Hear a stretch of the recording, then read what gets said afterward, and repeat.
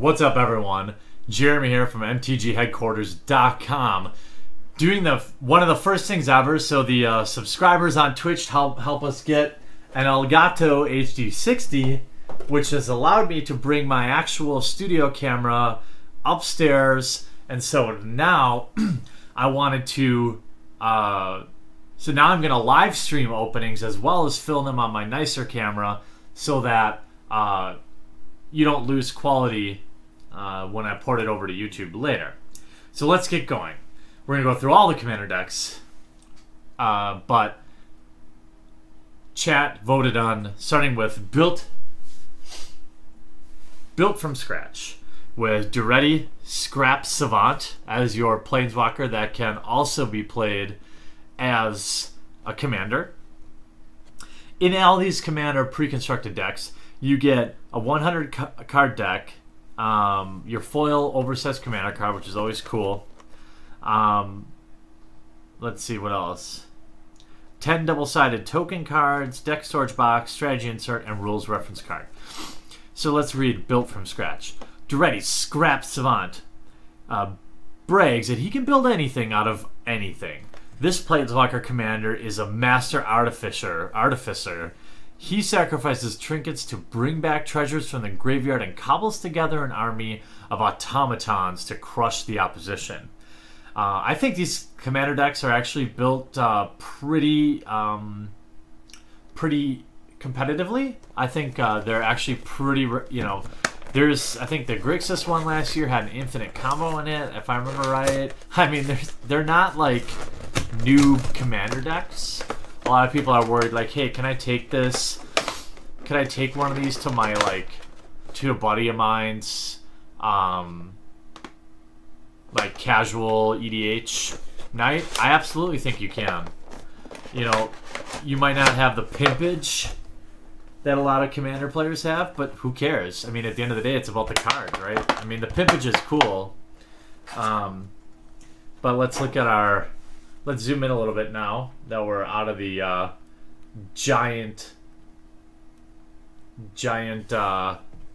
box view. So we've got our beautiful Duretti. His +2, he's for 3 in a red. Comes into play with 3 loyalty, but he has a +2 right away. Discard up to 2 cards, then draw that many cards. Good. -2. Sacrifice an artifact. If you do, return target artifact card from your graveyard to your battlefield. There alone, there is a ton of great combos, but just with Wormcoil Engine, I mean, this thing could get pretty bananas. -10 is you an emblem with whenever an artifact is put into your graveyard from the battlefield, return that card to the battlefield at the beginning of the next end step.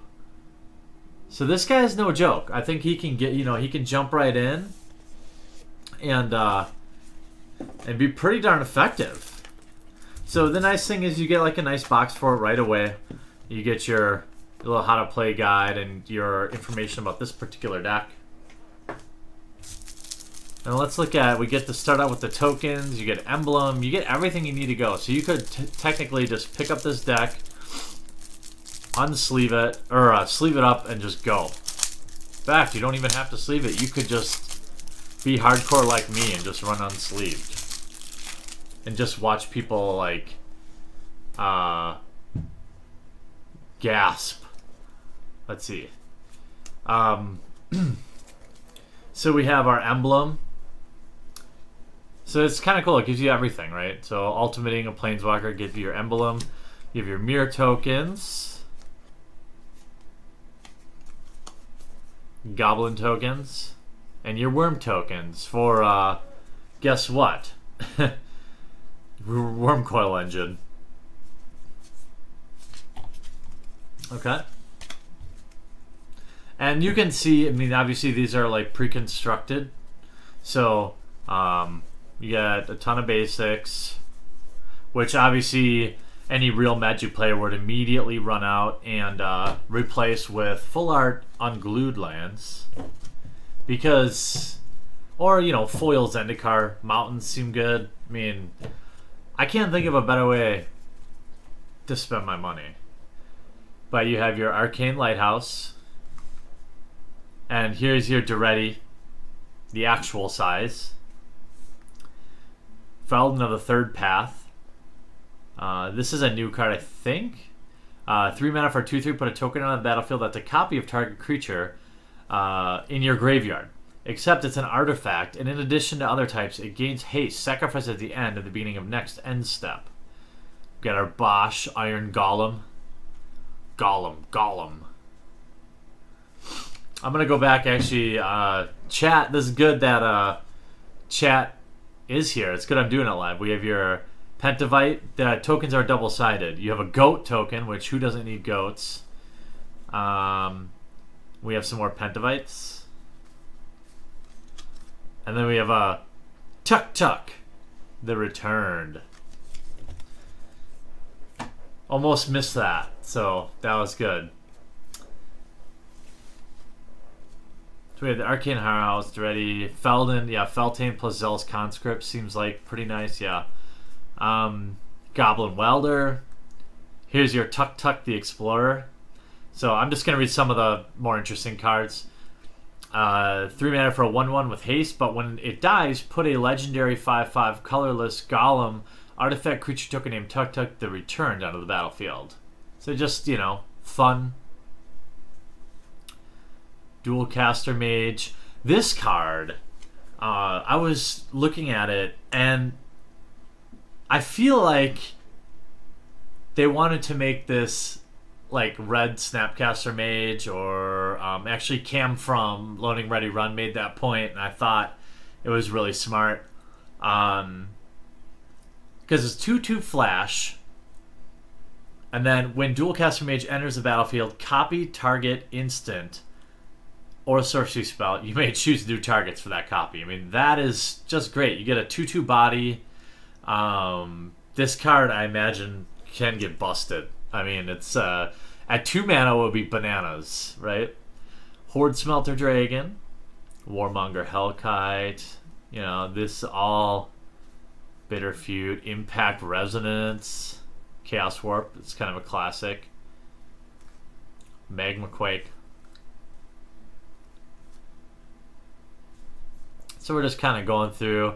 Oh yeah, okay, so that's the creature base and lands, and we got Epoch Parasite. So many artifacts in this build.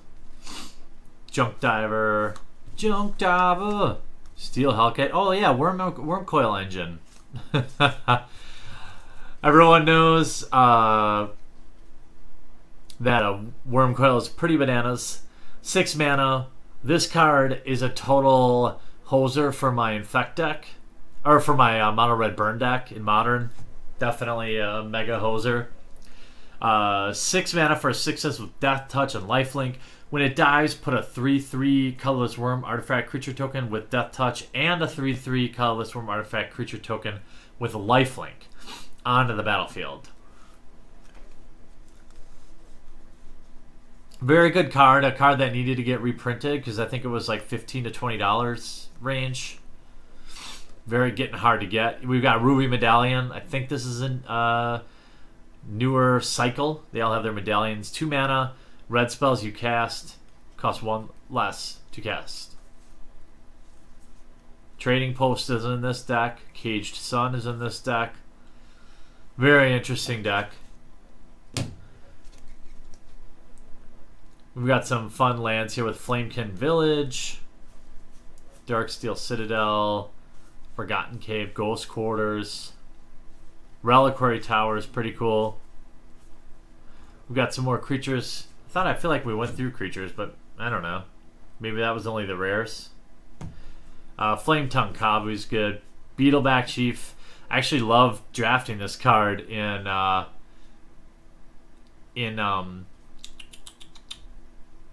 Vintage Masters. Faithless Looting is a classic. Mirror Retriever. Battle Gnomes. I love this card. I mean, it's extremely flavorful. It's just fun. I feel like there should be more gnomes in Magic. Absolutely. Panic Spellbomb. Here's the classic Sol Ring. Very nice art, though. I do like this art. You know, just value, right? Wayfarer's Bauble. Here's a Fire Diamond. 2. Fire Diamond enters battlefield. Tap. Tap. Tap 1 red. Was that Liquid Metal Coating? Yeah, I feel like Lubufu ran a deck with that at some time, at one point.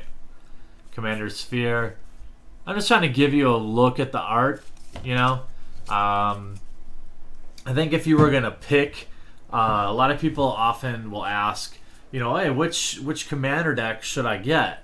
And I think with these pre-con decks, I think the dev team did a really good job keeping them balanced, and I think you'd be fine going with any of them. I think you got to look at how the cards interact and what type of player you are. I do enjoy the interactions here in the red deck. I also enjoy getting value with my sealed product purchases, especially with a pre-con. I mean, in my opinion, the only reason to buy a pre-con deck is if there's value in it. I mean, if there's no value in it, then you just buy the singles, right? But these pre-con decks are a great way to get into Commander. And if you want to check out Built from Scratch, I'm going to put a link in the description below this video where you can go read more about it. You can buy it. You can do whatever you want. I hope you guys enjoyed this video. We'll talk to you again real soon. I really hope you enjoyed the video. And if you haven't already, check out some of our most popular playlists from MTG vlogs, sick gameplay videos, new product breaks, and some insane vintage openings. I upload 3 to 4 new Magic the Gathering videos every week, so if you haven't already, please take a moment to crush that subscribe button to join one of the fastest growing Magic the Gathering channels on YouTube. Talk to you later.